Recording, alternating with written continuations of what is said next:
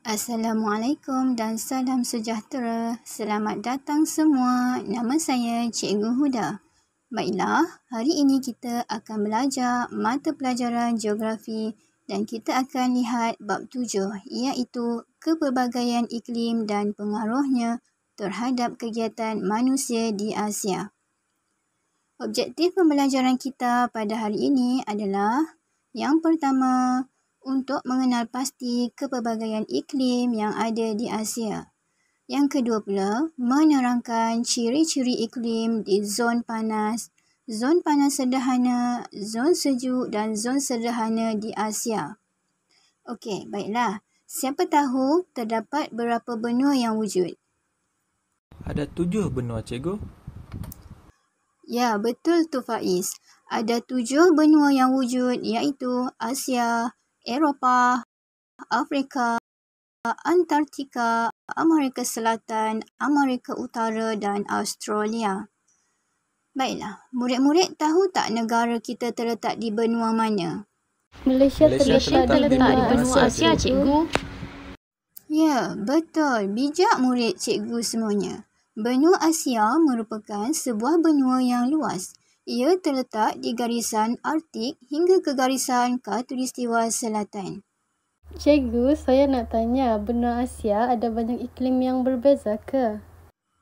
Ya, betul. Di benua Asia terdapat pelbagai zon iklim yang berbeza. Mari kita lihat satu persatu zon iklim yang terdapat di benua Asia.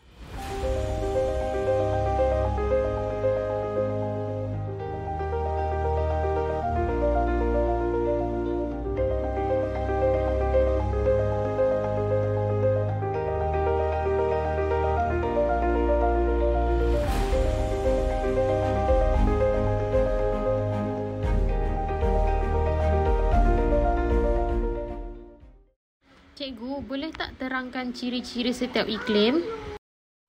Sudah tentu boleh, Mira. Mari kita lihat paparan video yang cikgu sudah sediakan.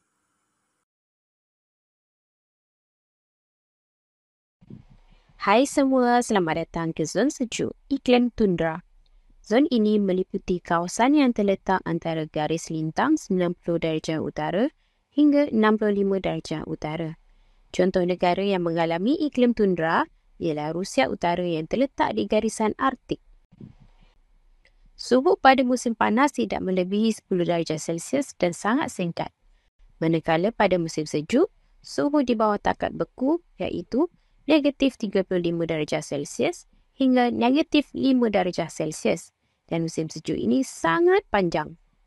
Iklim tundra menerima kerepasan berbentuk salji. Penduduk di iklim tundra menjalankan aktiviti perikanan dan juga pemburuan. Biasanya pada musim panas, mereka menangkap ikan sebagai keperluan sumber protein.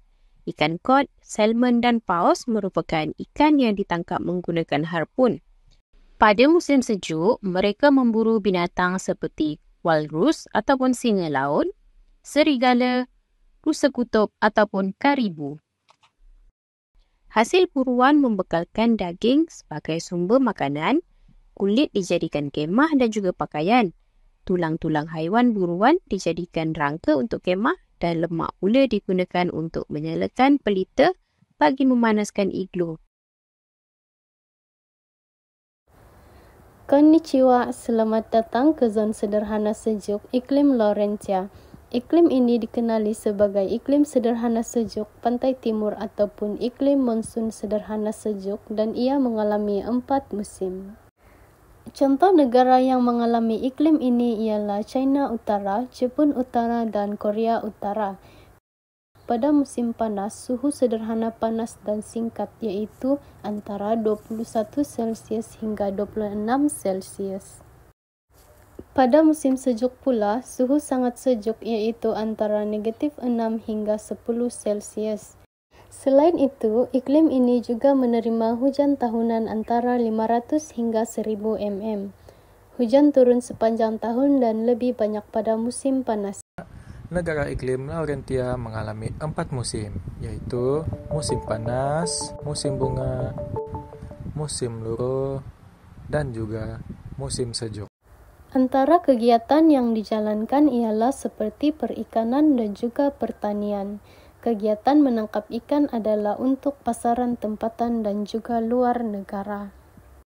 Pertanian pula adalah untuk pengeluaran makanan untuk penduduk setempat kerana suhu yang sesuai untuk penanaman gandum, kentang, sayur-sayuran dan juga buah-buahan. Hai semua, ini ialah zon panas sederhana iklim China. Ia dikenali sebagai iklim monsun sederhana atau iklim panas sederhana pantai timur. Contoh negaranya ialah China Tengah dan Selatan, Korea Selatan, Jepun Selatan dan juga Taiwan Utara. Suhu musim panas adalah sederhana panas iaitu 28 darjah Celsius sepanjang bulan Mei hingga September. Suhu musim sejuk pula adalah sederhana sejuk dan kering. Suhunya sekitar 5 darjah Celsius pada bulan Oktober hingga April. Iklim China menerima hujan tahunan antara 508 mm hingga 1520 mm. Apa itu hujan siklon dan siklon tropika? Mari kita lihat. Siklon tropika ialah ribut ganas yang berputar dan terbentuk di perairan tropika. Ia membentuk hujan siklon yang disebabkan oleh udara panas yang lembap bergerak ke kawasan udara yang lebih sejuk.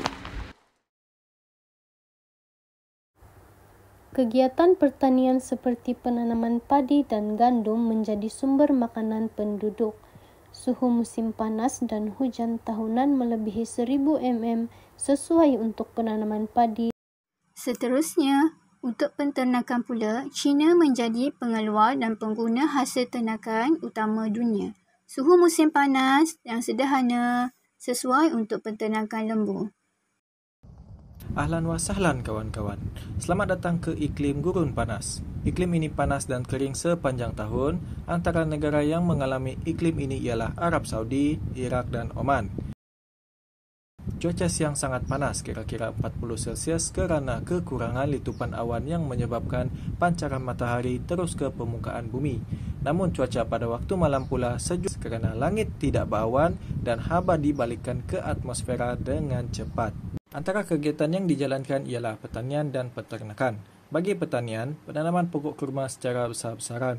Ini kerana pokok kurma tumbuh pada suhu 7 Celsius sehingga 40 Celsius. Ianya ditanam di wilayah Qasim, Arab Saudi. Bagi peternakan pula, unta, kambing, biri-biri dan lembu diternak untuk mendapatkan daging, susu, kulit dan bulu. Okey semua, macam mana dengan tayangan video pembelajaran tadi? Faham dan menarik, cikgu. Baiklah murid-murid, sampai sini sahaja kelas kita pada hari ini. Semoga ilmu ini bermanfaat. Terima kasih semua. Jumpa lagi.